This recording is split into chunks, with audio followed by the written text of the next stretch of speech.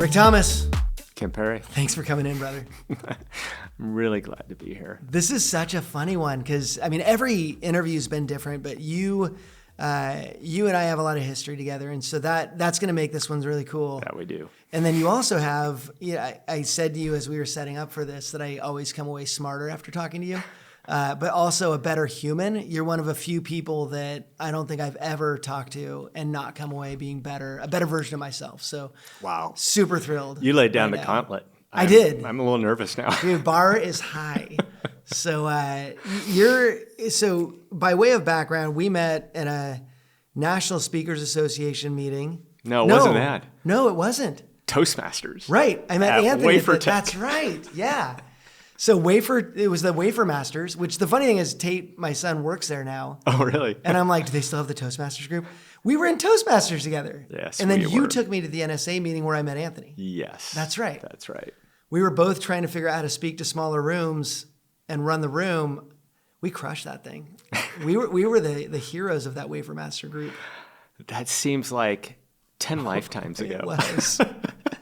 Yeah. Yeah, I think at the time I'd been doing a lot of big seminars, and I got asked to do a workshop, and I was like, I don't know how to do workshops, and I kind of wanted to, like, if I get 8 people in a room, that's actually harder for me than to have 500 people in a room. Yeah. It's where you live. Like Right. you would take 8 people over 500, right? Yeah. Most of the time. But I don't like listening very much. So for me, I'm like, let me do the talking and walk away. Yeah. And you're like, let me just pull every gem out of this group. So yeah, we met back then. You were a business owner. I was. Still am. Yeah. And I was, it was 2007, we said? Was it 7? Yeah. So I had owned the company for 4 years. You had been I was 2 years into it. consulting on Yeah. leadership. Yeah. So life's different now than it was back then. Oh, I kind of want to cover the journey a little bit. Yeah. Wow. Okay. Let's give it a shot. As I mentioned, it's hard for me to even fathom what that looks like.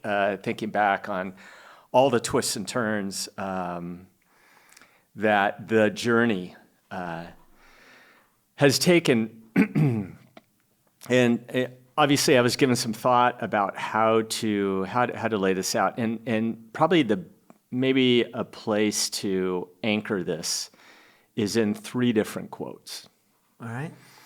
So the first quote is one that came from my mom, and it was. And I'll give that backstory in just a sec. But it's sometimes you have to be who you're not to really know who you are. Wow. Okay. That one's going to sink in. Yeah.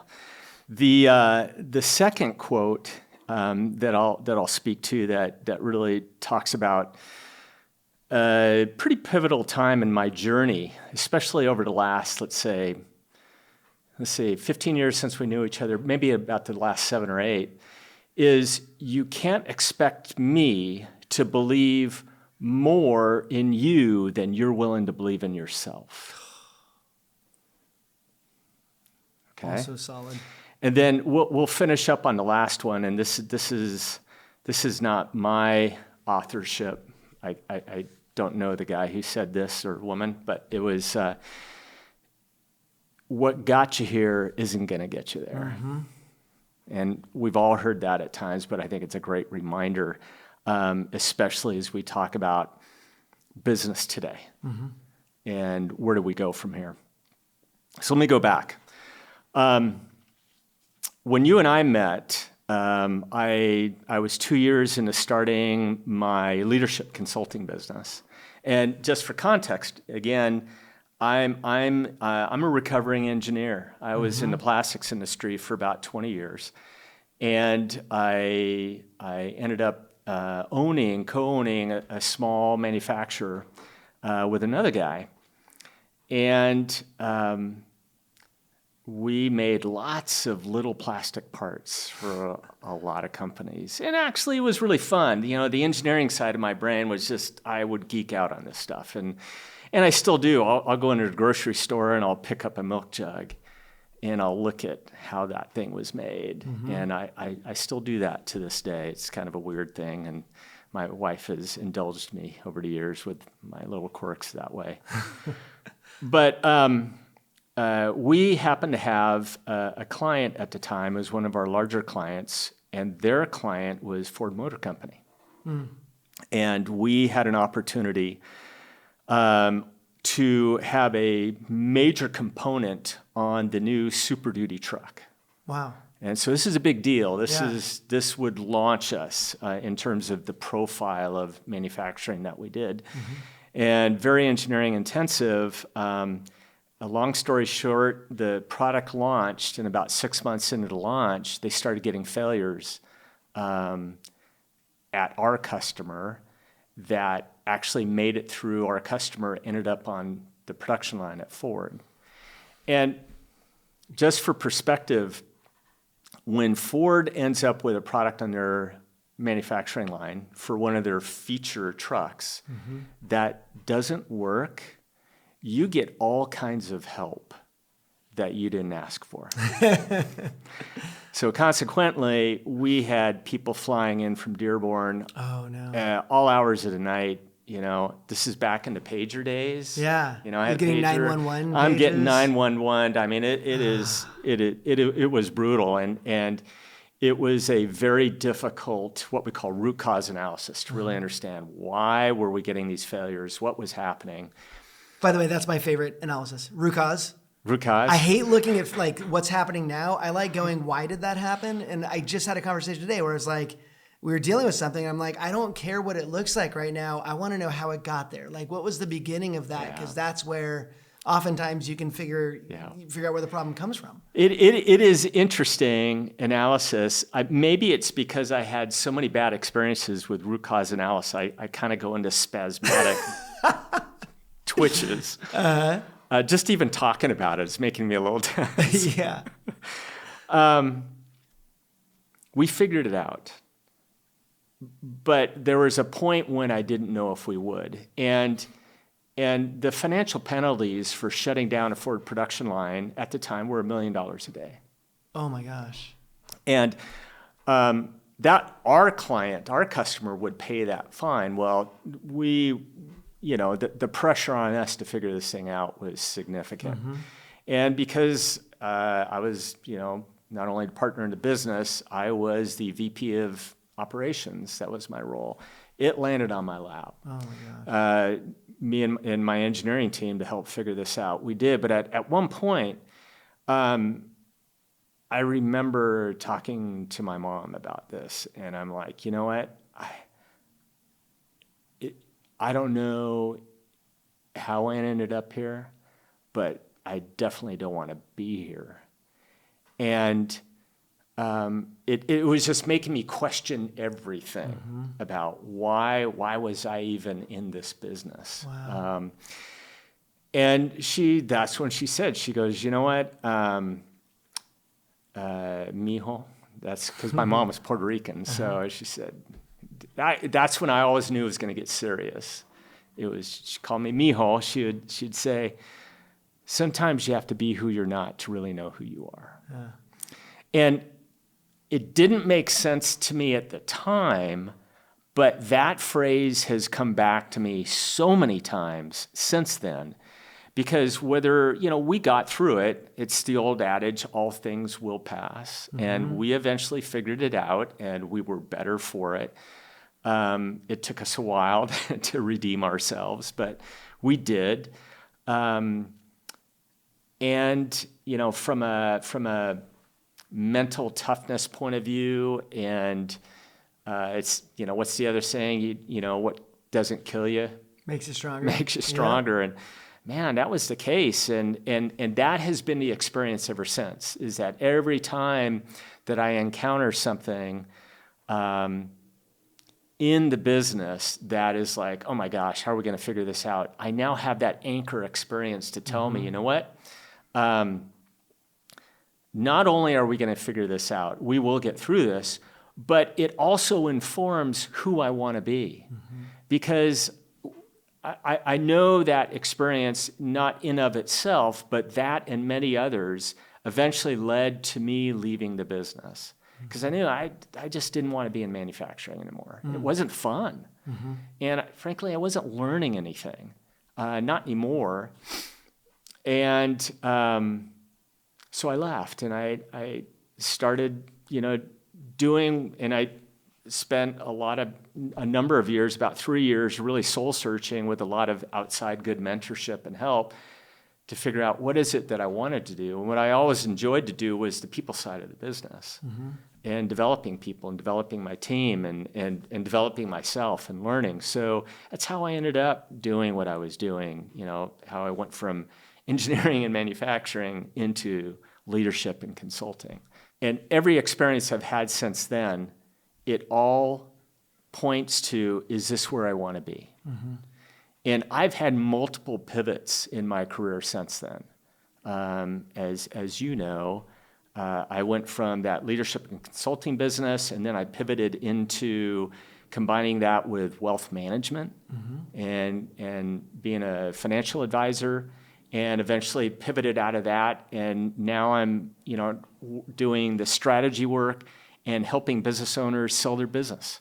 And so I'm doing the M&A advisory work. And at every step along the way, I use that experience to help tell me, is this who I am? Is this what I want to be? Is this meaningful work? How much of that, though, is like when something tough is happening, right? How do you know when it's just tough and I need to plug through, or it's just tough and when I finish fixing this, it's time for me to go find something else? It's a great question. I would love to tell you, well, it's always like at the 11th hour. Most of the times it isn't. It's typically after and upon reflection and just letting the dust settle and having some perspective, line of sight perspective on that experience. I'm just, as you're asking the question, I'm thinking about, was there any exceptions to that rule? I can think of, and this will lead into kind of the next quote, because it has to do with partnerships. So I'm going to answer your question with a little different take on it here. So I have failed at 3 business partnerships. And the first one was the manufacturing business. I made the decision to leave, but really I considered that a failure because it did not achieve nearly what I had hoped for, certainly financially, but in terms of where I could go with the business.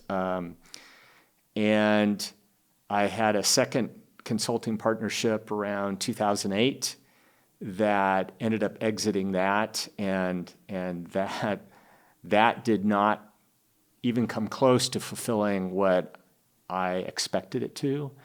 And then the last one is the one I had in the financial advisory business. And I was in partnership with those guys longer than any other partnership I had for 6.5 years. And at the end of the day, we just had very different visions for how we wanted the business to grow and where it could go. But there was something deeper there. And I'll get back to your question here. And this really gets back to the second quote, which is, you can't expect me to believe more in you than you're willing to believe in yourself. Yeah. It sounds like I'm talking about somebody else. I'm really talking about myself. I can't expect myself to believe in somebody else more than they're willing to believe in themselves.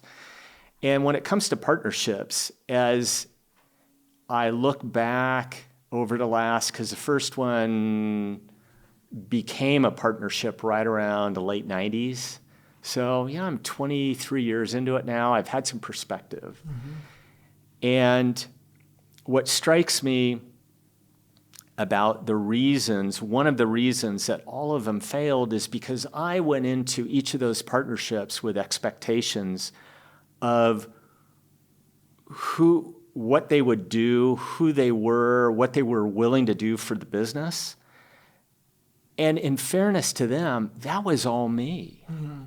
They didn't ask for that. And in a lot of respects, I really wasn't clear about what I wanted at the end of the day. So, I can't expect those guys to read my mind. But by the same token, what the common thread was is I was expecting them to wake up and be somebody who they could be, but they weren't willing to be. Yep. And it's conditional. Partnerships are conditional. Right. Unlike marriages, that ideally they're unconditional, with the exception of the vows that you take, right? Those are the only conditions. Everything else is unconditional. In business partnerships, it's conditional. It's like, there's an expectation, and in all three cases, they failed. Now, can I stop you on that? Yeah. You're big into language and the words we use. I know that about you. Right. The word failure, I use it constantly. I mean, I could do 9 things right. If the 10th thing was done wrong, the entire thing, I'll refer to it as failure. Right? You described a 6+ year relationship where knowing you during that time, you're pretty happy for a lot of that. You look back at it and you said, well, yeah, that was a failure. So talking about the use of that word, Sure.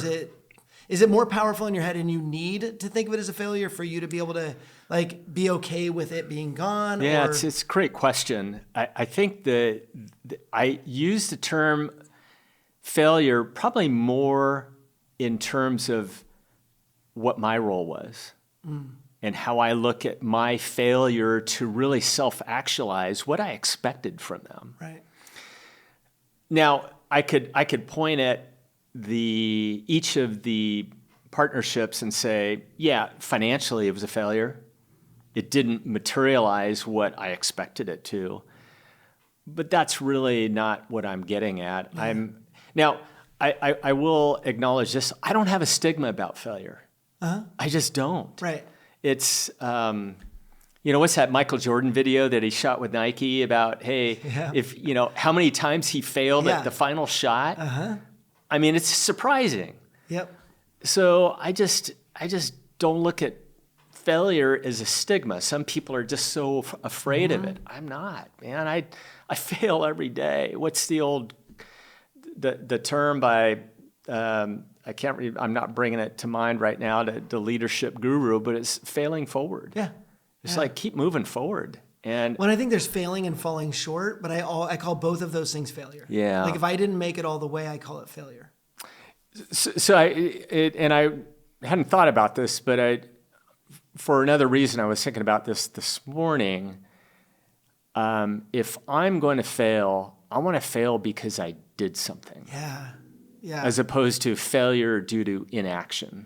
Dude, I saw a guy speak that was in the movie 21. He was not in the movie. He was the character they were basing it on. So he used to go down to Vegas and win these. He was like a Harvard school kid. Right. And you remember that? Yeah. So he was talking about this, and then I read his book, and it talks about it, where he'd rather you make the right decision, even if that right decision is more risky. And he said most people fail at blackjack by making the wrong decision because they don't want to take the risk.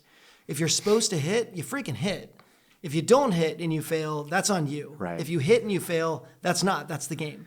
There is a great book so if you're into poker, you know the name Annie Duke. Yeah. I read her book. Thinking in Bets. Yeah. Oh my, so good. Phenomenal. I mean, that is, and it's so true because I think we tend to have this, and applying it to failure, we tend to have this binary thinking. It's either a 1 or a 0. Either it was a success or a failure. As opposed to in poker tells us that there's a percentage and odds on everything. Yep. And that's why you want to keep playing those hands because you need to get enough feedback to tell you, hey, the majority of the hands you're playing are successful, or man, you really suck at poker. Right. Right. And now you've got 100 decisions to tell you you're clearly doing this wrong. I look at business ownership that way. It's about placing multiple bets. And, from that perspective, that's why I guess, let's go back to your question, and it was something along the lines of, do you ever know it in the moment that it's not going to take a long time to recognize this was a bad move. You recognize it in a moment. Mm-hmm. This last exit from the partnership was probably the soonest that I had a clear signal that, man, this was definitely, this needed to happen. The exit needed to happen. The failure needed to happen. I was ready to move on. And I had one of those moments where I'm looking in the mirror and kind of howling at the moon going, why am I exiting another failed partnership? And I heard myself say back to myself and what I heard myself say is, why is it you're always looking for something in others that you've always had in yourself all along? And it was like, oh, wow. That was like clear out of the blue. It just stood me up right. And what came after that is like, okay, it's time to partner with myself. Yeah. And I don't need to look for in others that I've already got myself. Dude, that sits deep with me because I am working on this with my therapist right now of why do you have to fix people? I'm a fixer. I love helping people reach their maximum potential. And for years, when somebody didn't reach the potential that I thought was their maximum potential, because I've decided that you could be here, and if you're only here, but you're not willing to go that next step, then I just need to do what it takes to get you to that next step. And what we're working on right now is me being able to say, I got you, I did my part. I played a role in who you're going to be or who you wanted to be. I can't make those extra decisions. Right. And if you're happy in life, but not where I thought you should be or would be, that's fine. I have to let go of, but you could have been great. And or we could have been great if you would have just realized that part, Right. your part in my dream. Yeah. So there's an aspect to this, and I wasn't thinking about this initially, but I'll share it because around the same time that my mom said that initial quote with me, so she was in hospice from metastatic breast cancer, and she died about 6 months after. And in the last couple months of her life, I was taking Fridays off and I was driving to Seattle and I'd spend a weekend with her. And, I'd clean up the apartment and, spend some time with her and cook her meals. And then, my sisters would take care of the rest of the week. Well, one weekend I went up there and the curtains are drawn and the place is a disaster. Now, mind you, she can barely see. It spread to her brain, so she only has one eye operable, and she's in bed in a lot of pain. And I'm just cleaning up the stuff. And I remember walking down the hallway, and the carpet is just crusty. I'm like, what the hell? And it's bright yellow, crimson, and so she would drink these turmeric shakes, and she'd spilled one and just let it dry. And I remember going into her room, and I said, Mom, we need to get a housekeeper in here for you. I said, the place is a mess. I went on and on and on. And she just reached over and grabbed my arm. She said, Mijo, just be here. Just be here. You don't need to do anything else. So, back to your comment about, what we hope for others, this plays into it too. And I rationalize it, I reconcile it as kind of a form of unconditional love, which is I can sit beside you, even though I may see things that it's like, dude, if you would just do a few things different, your life is going to be so much more easier. And you're going to have, it's like, you know what? That's not my job. Right. My job is just to be here. My job is to be here unconditionally. And if you reach out and you ask, yeah, maybe I'll share it. But it's not my job to do all these other things that are me projecting my stuff on you. right? We do that to our kids, by the way. Oh, yeah. Well, Mindy's got this thing she does where she says if the kids have a problem they're bringing to her or something bad that just happened, she'll go, okay, who do you need me to be right now? Do you need me to be loving mom that just is so mad at all the other bad guys? Do you need me to be a helper, like to help you figure this out? Do you need me to be an accountability partner to tell you, and normally the answer is just tell me everybody else is bad and I'm good. Like that's normally, but we always ask because you don't want to go in and be like, I got to I'll remember solve that. it. That's a great question. I got to remember that. Oh yeah. So, did I answer your question, by the way? Okay. Yeah. All right. So this last quote, which, we've probably all heard at some point, what got you here isn't going to get you there. I recognize this, getting older is both a blessing and a curse in that the blessing side of it is that we build what's called, and this is one of my former partners, Nick used to always talk about, the intellectual balance sheet. Mm-hmm. And through these accumulative experiences, most of them negative, because that's where most of the learning comes from. Uh-huh. We've got this intellectual account of all these collective experiences, and it's another way, it's some people call it wisdom, whatever that is. And you begin to learn how to leverage that. Now, it can be a trap, too. And what I have to challenge myself is to not be complacent that, I've already seen this experience before. I've been down this road before. I know what to do. Well, actually, maybe not. And I think especially if I look at business now, for example, I'm really playing around with ChatGPT. Oh my gosh, it's insane. And I'm not just toying around, I'm actually leveraging it in my business. Yeah.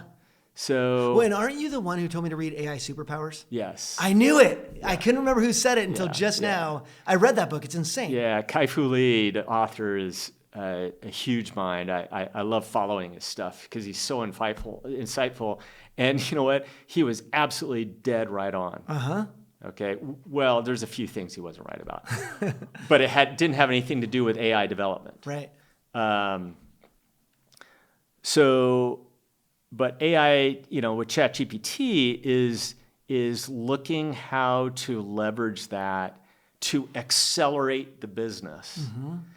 And I'm still experimenting, but I'm already utilizing it. I'm already deploying it in my business. Wow.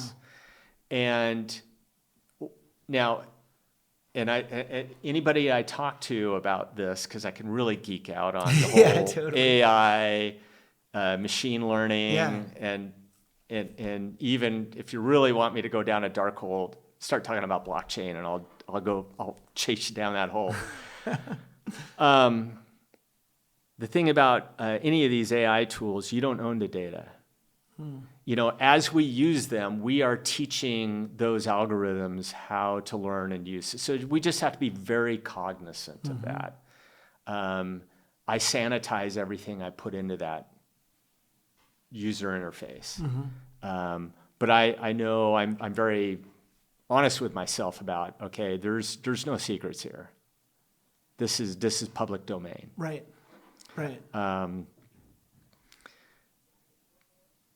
But, back to, what got you here isn't going to get you there. I think AI is just one small example of how it's really challenging our paradigm about what worked.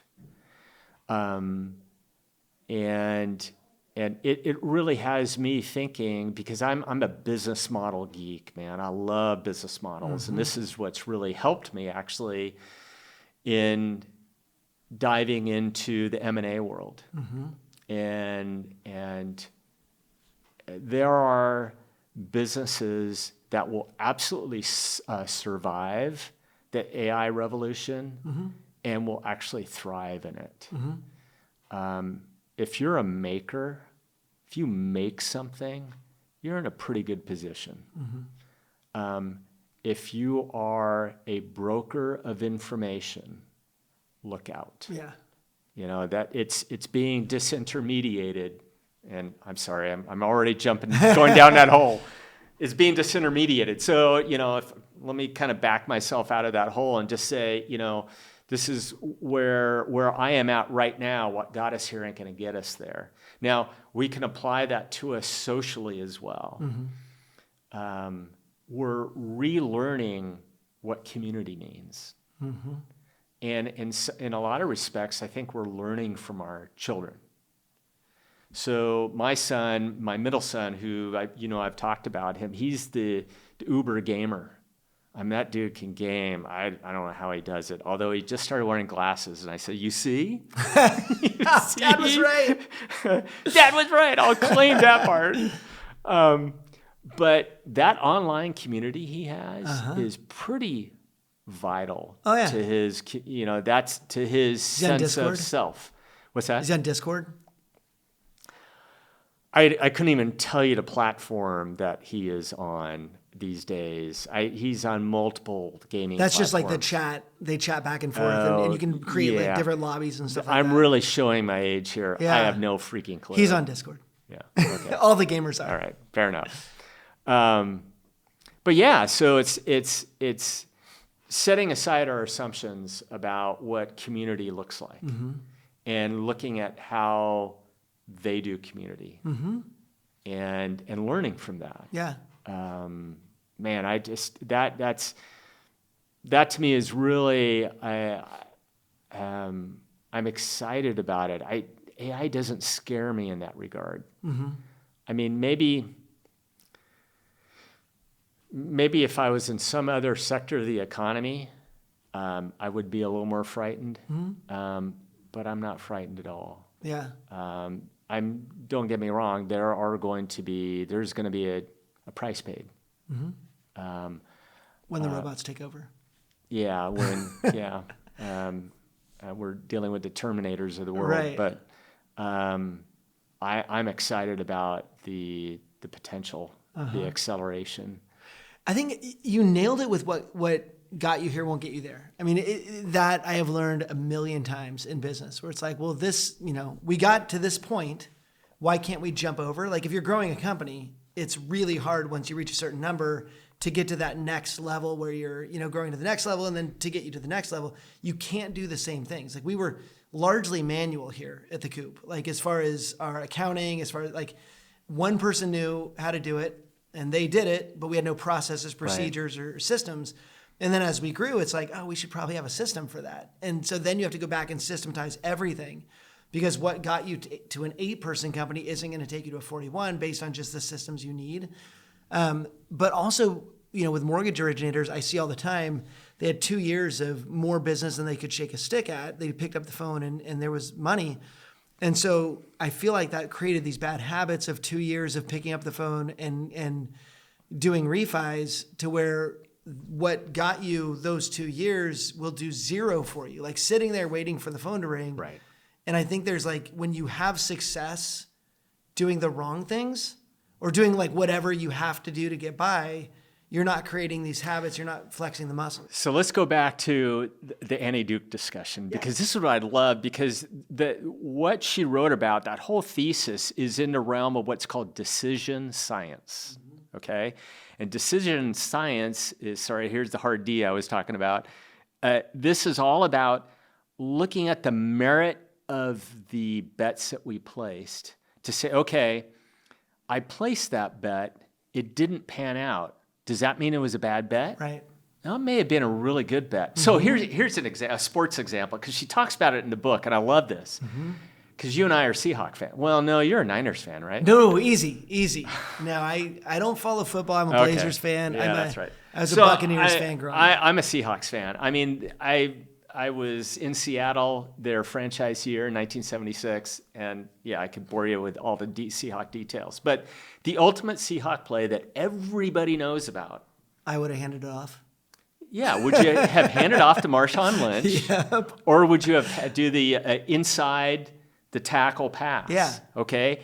If you go back and look at the statistics on how many times they handed off to Marshawn when the box was loaded, and the box was loaded by the defense, the linebackers were lined up, they were playing in tight, I think the odds were like well over 50% of the times he was stuffed. Stuffed at the line, okay? So it was a reasonable bet. It was a coin flip on a run. Or maybe not even a coin flip. Wow. Okay, not even 50-50. It was less than 50%. Right. Whereas the odds of the inside pass were way high. Now, it didn't turn out. And so decision science is all about the discipline of, and Andy Duke talks about this, don't let the outcome determine the quality of how you look at the decision. Yep. I think in business, we don't do this enough. Right. We're very back to this kind of binary mindset. It either worked or it didn't. If it worked, woo! Well, guess what? And it wasn't just mortgage. It wasn't just real estate. There's a lot of businesses that it was what I call stupid business. You can be a dead man in a canoe, and a frickin' phone is going to ring, and money's going to come in the door. And you think it's because you woke up and did something right. Guess what? You didn't do anything right. Right. It's, switching metaphors, it's like being born on third base and thinking you hit a triple. Yep, I love that phrase. Yeah. You didn't do anything right. And there's been plenty of times when I thought, oh man, I crushed this. It had nothing to do with me. I just happened to be at the right place at the right time. I got lucky. And that's where, again, from a decision science point of view, is taking a look at, okay, really, where has the business been the last couple of years? Okay, it was a good run. Awesome. But can we be intellectually honest with ourselves about that phase of the business is gone for now? And we can't bank on that. So what can we bank on? We can bank on our actions. What are we doing?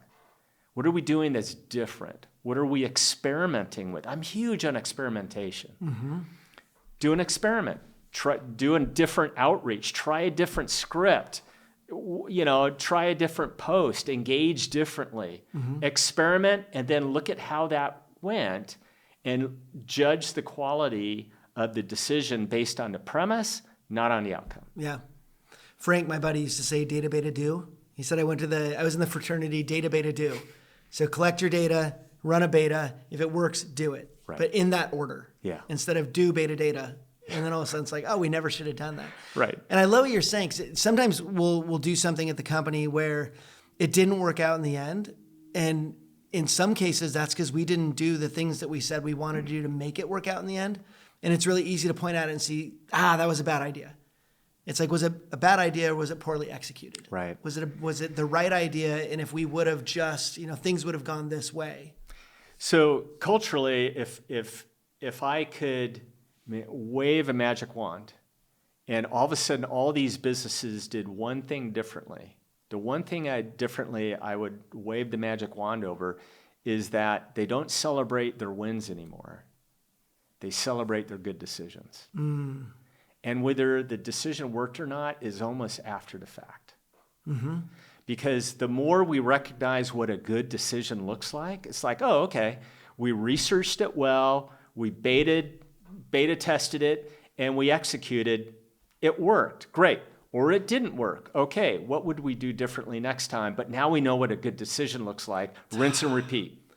It's gold. That is so gold. Because I think if you have something fail that was the right decision, I think we miss if we don't say, hey guys, let's celebrate the decision. We throw the baby out with the bathwater. Yeah. On not recognizing what a good decision looks like, and we walk away from it because we didn't get the outcome we were expecting. Right. Yeah. Wow. And I'm guilty of that, by the way. Oh, sure. I mean, this is a human. We're talking about human attributes. This is not easy to do. And this is where it gets into behavioral economics, of why we make the choices that we do. So Richard Thaler, by the way, has some phenomenal content. And if you ever want to listen to a really interesting economist that's funny and engaging, look him up on YouTube. What's his name? Richard Thaler. Okay. Yeah. Awesome. He wrote a book called Misbehaving and a bunch of others, and Yeah, so he gets into that quirky side of why we make the decisions that we do, especially from an economic point of view. But it has so many permutations into the decisions we make at home, in the business, in our communities, whatever. Yeah. Dude, I'm going to end us on that because that was incredible. And I don't want to walk away from that thought. That was so good. Celebrate the decisions, not just the results, for so many different reasons. Yeah, celebrate them, man. I love it. Dude, thank you. Thank you. This has been a lot of fun. Yeah, I agree.